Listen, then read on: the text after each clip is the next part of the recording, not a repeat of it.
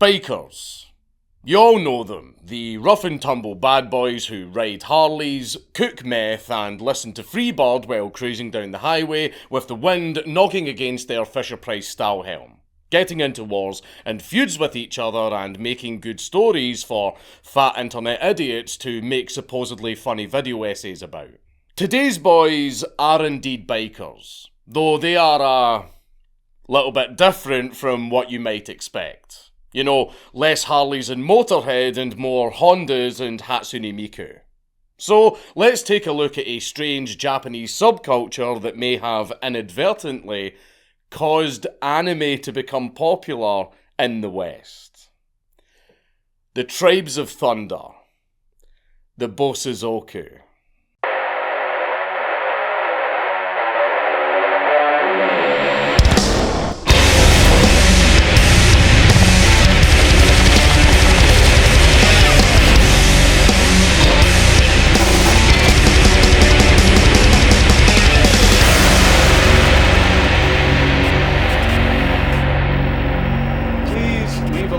And a comment on this video because it really helps me in the algorithm. But before we get started, this video was brought to you by Mondly. Mondly has very generously given you an opportunity to learn that one language that has always eluded you for 96% off of a lifetime access. And to get this deal, go to mondly.app/Count Dankula or click the link down in the description. Now, it may come as a shock to some of you, but I can, as a matter of fact, speak English. Now, other languages, however, no. And we all know how difficult it can be to change that. But there is a way out, and that is with today's sponsor, Mondly. Mondly is a language learning app that makes that difficult journey to fluency seem less daunting and more satisfying. With over 125 million users worldwide, Mondly is the go-to for aspiring polyglots, hobbyists, and the odd tourist that really takes the when in Rome motto to heart. Alongside the classics like Spanish, German, and French, you can sink your teeth into the more exotic tongues like Finnish, Tagalog and Farsi. With specially curated practical content with real native speakers at the helm, Mondly is not only able to teach you a language authentically but efficiently as well, with the everyday words, phrases and idioms that you'll actually be using coming before all of the esoteric fluff. Learning languages doesn't have to be an exhausting experience for no gain. Again, go to mondly.app/Count Dankula for 96% off of a lifetime access to a new language. The origin of our Oriental nomads can be initially traced to Japan in the closing days of 1945. With the war over, Japanese society was fundamentally changed, from a hyper-militarized Shintoist LARP state to a heckin' modern democracy with voting, representatives and Americans hovering around sneezing and guffawing at buildings that are older than their country. One of the groups that struggled the most with this change were the Japanese veterans. Coming home from a long hard campaign of getting malaria, cowering when the sky spoke English, getting into friendly swordplay competitions in Chinese cities, and pondering why there was a sunrise at 3 o'clock in the afternoon. A fair struggle indeed, they were living the life. One particular gaggle of veterans who returned to civilian life were pilots, of course. Those who couldn't get jobs in the civilian sector as pilots would usually do something like engineering or teaching. Very wholesome careers. This particular group of pilots, however, were just not cut out for that life of wholesome tedium. Why? Well, because they were former kamikaze pilots, who sadly did not get the luxury of dying in a blaze of glory in the name of the Emperor. This grave injustice, paired with what they saw as the erosion of their tradition, meant that they had to preserve the old ways. By fixating on foreign films like Rebel Without a Cause and incorporating foreign aesthetics like American greaser culture. This seems to have just been what veterans did in every single country after World War II. They came home, hated the civilian life, so they bought a motorbike and just fucked off into the sunset, committing crimes as they went. The Japanese veterans' goal was quite simple. They decided to try and recreate the thrill of flying and dying during peacetime by grouping up into squads of about 20 people, buying shitty bikes and cars, and getting into high-speed police chases whilst revving their engines like a teenage boy with his first car.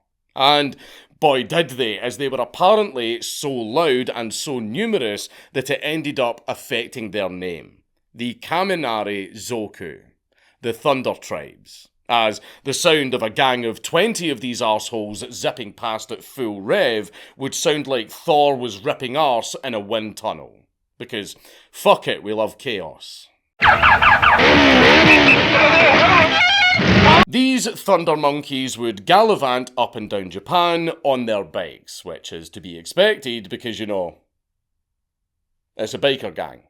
The odd bit of shenanigans and street racing were apparent, sure, but it was nothing too extreme. These are just veterans trying to reacclimate back into society. But as time went on, less and less of the old head vets stuck around, and those who replenished their ranks were getting younger and younger.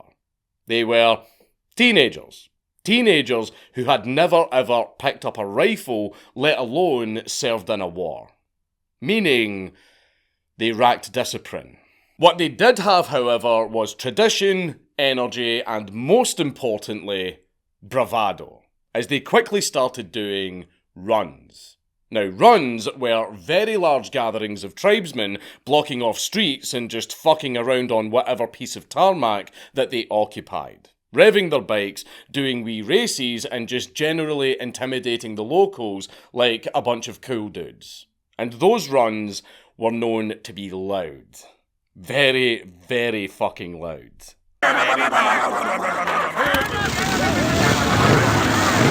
After one particularly bad and very, very loud run, a new name was stuck onto these badass boy bikers.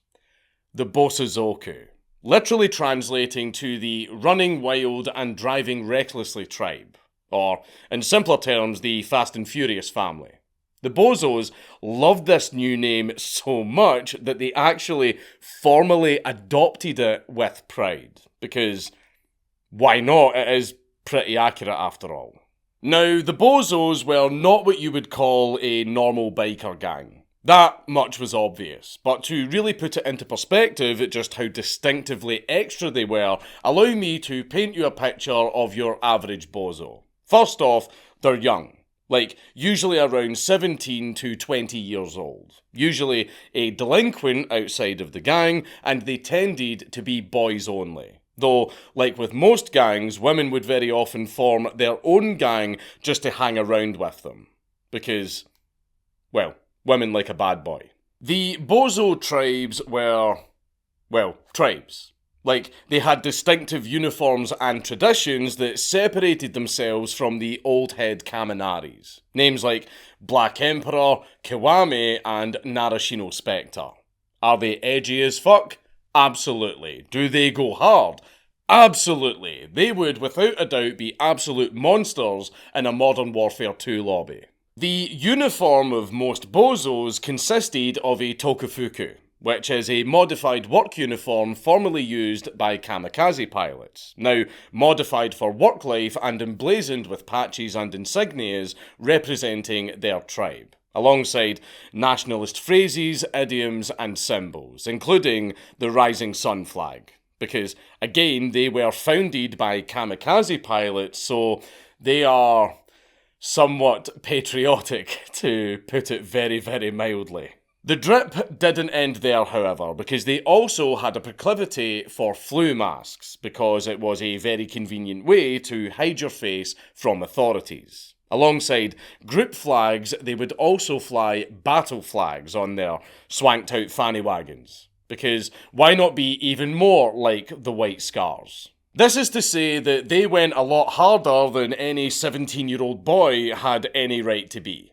And because they were young, dumb, and hard as nails, they didn't wear any protective gear on their bikes. Because you see, it makes the ride much more exciting. The bikes themselves, called Kaizosha, could be usually identified by their extra tall seats, weird bent inward handles, custom frames, and a modified muffler called a shugo. That is to say, they were made to be as garish and flashy as possible, because fuck modesty, that's cringe, only old heads and dorks are modest. Despite the teenage edgelordery of the bikes, I will admit that some of them do go weirdly hard. Though, apparently these modified bikes were made to look fast, even though all of the shit on them, ironically, made them slower. But, in my many long years of experience, I can say with 100% certainty that it is a small price to pay for swag. With the formation, fits and frigates of this fleet of fannies covered, we should best move on to their beliefs. Their foundations, if you will. The Bozos were strange in the sense that despite being rowdy, dieseled up pastel neo-hooligans, they actually had quite a rigid morality system. Of course, since it's Japan, it was based off of the Bushido Code. And for those that need a refresher on this Reddit Jedi shite, it went as follows. 1. Rectitude. Doing things for right, morally informed reasons. 2. Courage. Putting oneself at risk for a worthy cause. 3. Benevolence. Causing one no greater harm than what is necessary. 4. Politeness. Regard for the feelings of others and manners in the face of authority. 5. Sincerity. To lie to protect oneself is to be cowardly. 6. Honour, protecting one's own worth. 7.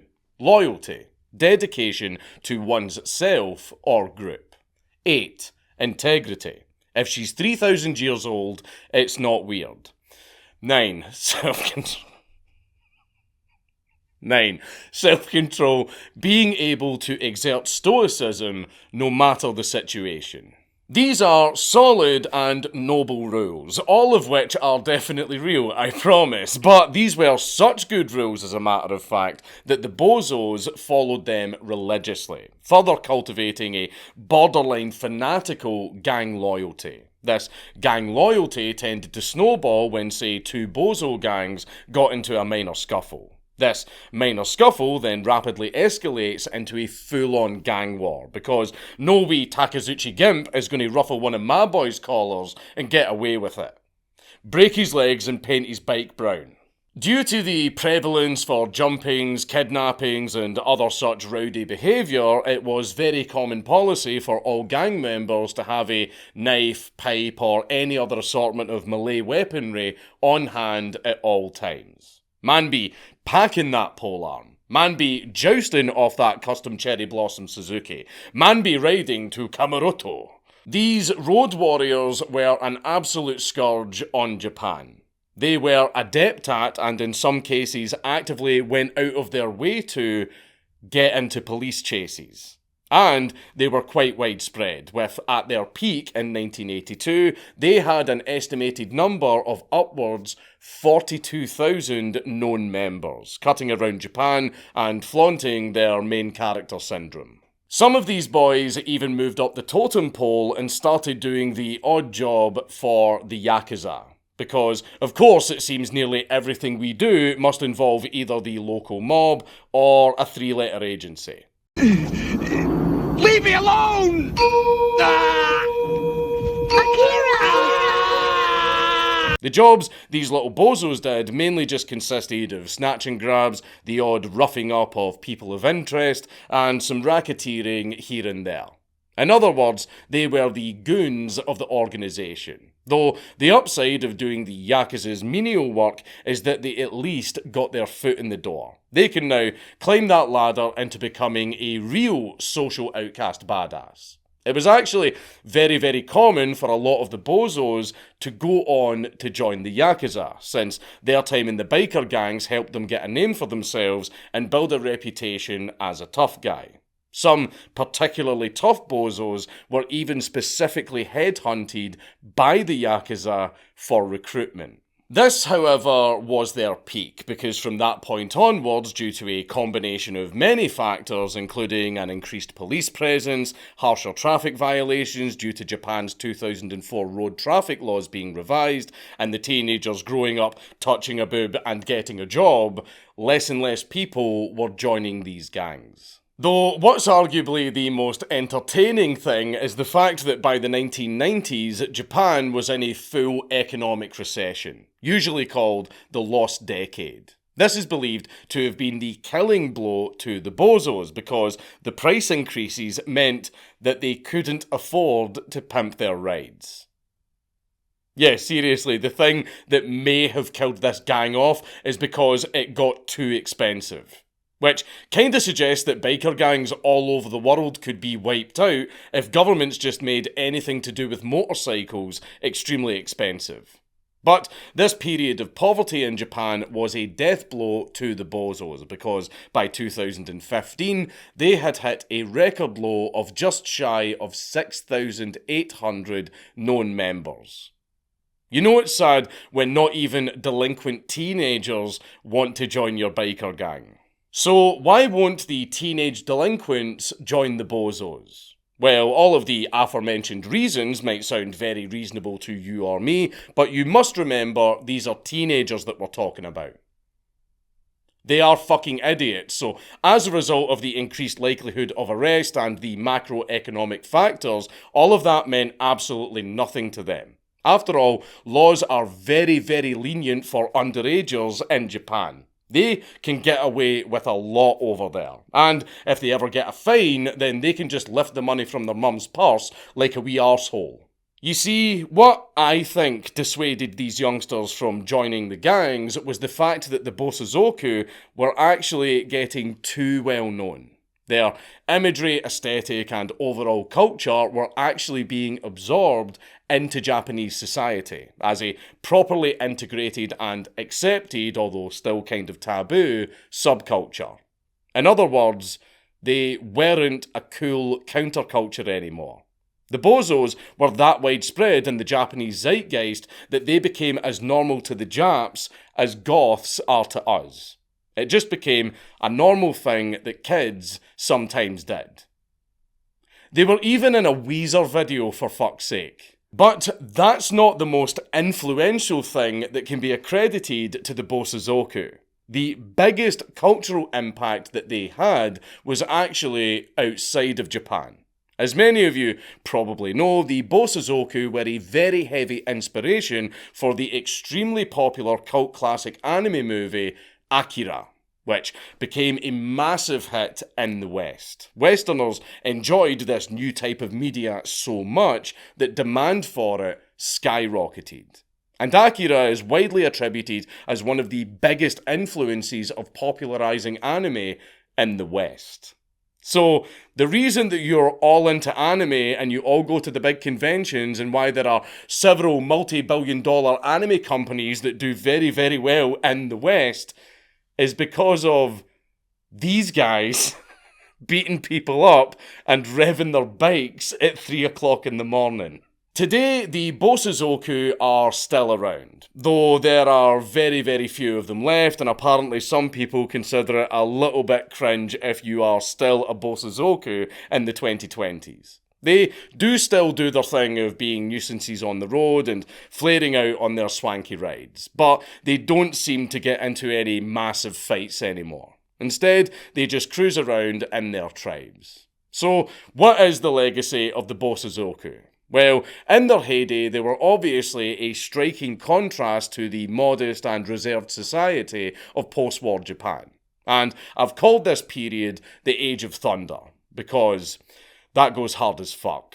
Their reign of terror left a legacy that is still felt to this day in Japanese countercultures, with most of the remaining bozos being essentially Yakuza lackeys. Their rowdy Rough Rider persona seems to have aged into, ironically, a more reserved and serious crowd. All in all, like many other gangs or countercultures, they're a group of disaffected young people without many prospects in life, riding around trying to find worthwhile meaning in their lives whilst looking like either complete fuds or really cool guys. Depending who you ask. It's Count Dankula on YouTube. Everybody should subscribe.